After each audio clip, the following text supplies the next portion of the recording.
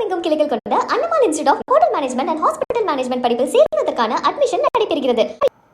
ஓமலூரில் பலத்த காற்றால் 70 ஆண்டுகள் பழமையான மரக்கிளை முறிந்து விழுந்ததில் மின் கம்பங்கள் அறுந்து விழுந்த சம்பவம் பரபரப்பை ஏற்படுத்தியுள்ளது.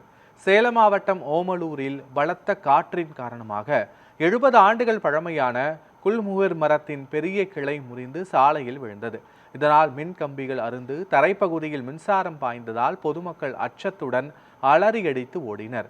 அப்போது இருசக்கர வாகனத்தில் சென்ற பால்காரர் ஒருவர் வாகனத்தை கீழே போட்டுவிட்டு அதிர்ஷ்டவசமாக உயிர் தப்பினார். இந்த விபத்தால் அப்பகுதியில் மின் விநியோகம் பாதிக்கப்பட்டுள்ள நிலையில் சீரமைப்பு பணியில் ஊழியர்கள் ஈடுபட்டு வருகின்றனர்.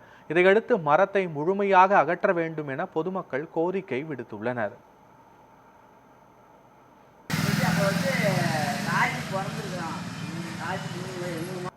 அந்த பொந்துக்குது அதெல்லாம் எடுத்து போடுவோம். அதெல்லாம் 1000 இருக்குது.